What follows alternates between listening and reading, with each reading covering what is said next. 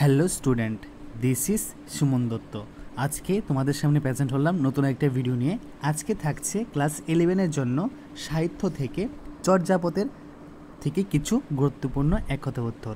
তো আশা করি ভিডিওটা সবাই প্রথম থেকে লাস্ট অবধি নিশ্চয়ই দেখবে। এই চর্যাপদ থেকে তোমরা আমি এখানে যা দিচ্ছি এক কথা উত্তর সবগুলা নিশ্চয়ই মুখস্থ রাখবে, কারণ এখান থেকে ইম্পর্টেন্ট প্রশ্ন আসতে পারে। আর এই প্রশ্নগুলি সমস্ত রকম যত পরীক্ষা হয় ওই প্রশ্ন থেকেই নেওয়া, ঠিক আছে? তো প্রথম প্রশ্ন, চর্যাপদ আবিষ্কার কে করেন? চর্যাপদ আবিষ্কার করেন হরপ্রসাদ শাস্ত্রী 1907 সালে। চর্যাপদের কবির সংখ্যা কত? 24 জন।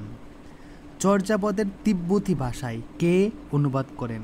এই যে চর্যাপদ আছে এটা তিব্বতী ভাষায় কে লিখছেন? কীর্তিচন্দ্র। চর্যাপদের আদি কবিকে লুইপা। কে? লুইপা। চর্যাপদ মাত্রা বৃত্ত ছন্দে লেখা। চর্যাপদ মাত্রা বৃত্ত ছন্দে লেখা। চর্যাপদে 46.5টি পদ উদ্ধার করা সম্ভব হয়েছে। কয়টি? 46.5টি, মানে 46 আর হাফ। চর্যাপদ আবিষ্কার হয় নেপালের রাজদরবার থেকে। কোথা থেকে? নেপালের রাজদরবার থেকে।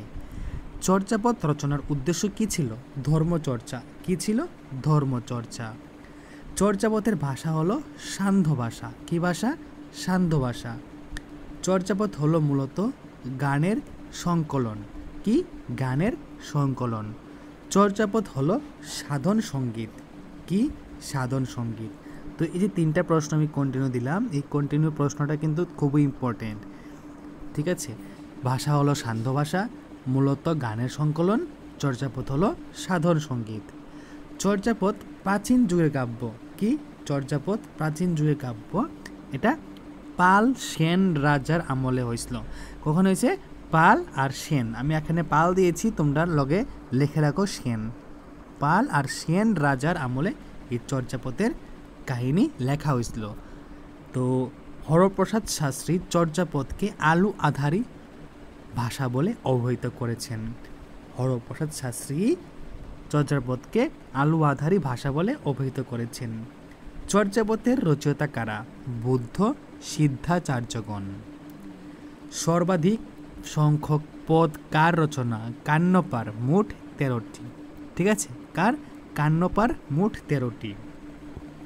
চর্যাপদে উল্লেখিত তৎকালীন যে কৃষিজাত দ্রব্য তার নাম কি? আমন ধান, তুলা, কার্পাস, কঙ্গুচিনা ইত্যাদি। চর্যাপদে উল্লেখিত তৎকালীন কৃষিজাত দ্রব্যের নাম কি? আমন ধান, তুলা, কার্পাস, কঙ্গুচিনা ইত্যাদি। চর্যাপদের ধর্মমত কি?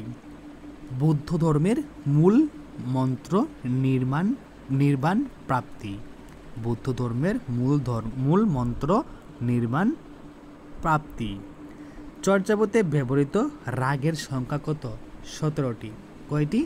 17টি। চর্যাপদের টিকাকারকে মুনিদত্ত বা মিননাথ। কে?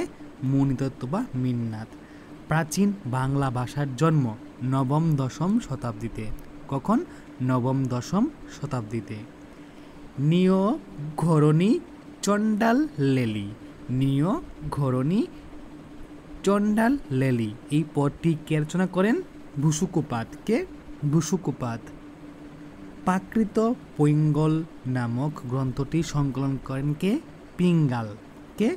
প্রাকৃত পৈঙ্গল গ্রন্থটি কে সংকলন করেন? পিঙ্গাল। কোন নামে চর্যাপদ প্রকাশিত হয়? 1000 বছরের পুরানো বৌদ্ধ গান ও দুহা নামে। 1000 বছরের পুরানো বৌদ্ধ গান ও দুহা নামে। শ্রেষ্ঠ চর্যাপদকার কে? লুইপাদ। কে? লুইপাদ। চর্যাপদ লেখা হয়েছিল বাংলা ভাষায়। কি ভাষায়? বাংলা ভাষায়। চর্যা শব্দের অর্থ কি? আচরণীয়। কি? আচরণীয়। হরপ্রসাদ শাস্ত্রীর চর্যাপদের নামকরণ করেছিলেন কি? চর্যাচর্য বিনিশ্চয়। এই যে হরপ্রসাদ শাস্ত্রী চর্যাপদের কি নাম করছিলেন? চর্যাচর্য বিনিশ্চয়। চর্যাপদের পুঁথিটি তালপাতায় লেখা। কি পাতায় লেখা? তালপাতায় লেখা। দুহা কোষে 2 জন কবি রচনা পাওয়া গেছে। তারা কে? একটা হলো কৃষ্ণাচার্য আর একটা হলো কৃষ্ণবর্জ্য। ঠিক আছে, কে? কৃষ্ণাচার্য, এটা হলো কৃষ্ণ বজ্র। কৃষ্ণাচার্য, এটা হলো কৃষ্ণ বর্জ্য। বুসুকুপাত এর আসল পরিচয়ে তিনি সৌরাষ্ট্রের রাজপুত্র শান্তি। বৃদ্ধ বয়সে তিনি নালন্দার ভিক্ষু হন। এই যে বুসুকুপাত, সে আসলে কে? সে হলো সৌরাষ্ট্রের রাজপুত্র শান্তি। কে? সৌরাষ্ট্রের রাজপুত্র শান্তি। তিনি বৃদ্ধ বয়সে নালন্দার ভিক্ষু হন। ওকে, তো আজকে তোমাদের সামনে এখানে গুরুত্বপূর্ণ 30টি এক কথা উত্তর দিলাম চর্যাপদ থেকে। তো এই 30টি যে এক কথা উত্তর, ঠিক আছে, খুবই গুরুত্বপূর্ণ। আশা করি তোমরা সবাই ভিডিওটা প্রথম থেকে লাস্ট অবধি নিশ্চয়ই দেখবে আর এগুলা খাতায় লিখে নেবে। তো ক্লাস 11-এর জন্য সাহিত্য থেকে এই পার্টটা খুবই গুরুত্বপূর্ণ। তো যদি আজকের ভিডিও তোমাদের কাছে ভালো লাগে থাকে, অবশ্যই ভিডিওটা সবার সাথে শেয়ার করবে। আর দেখা হচ্ছে আরেকটা গুরুত্বপূর্ণ ভিডিওতে। ধন্যবাদ।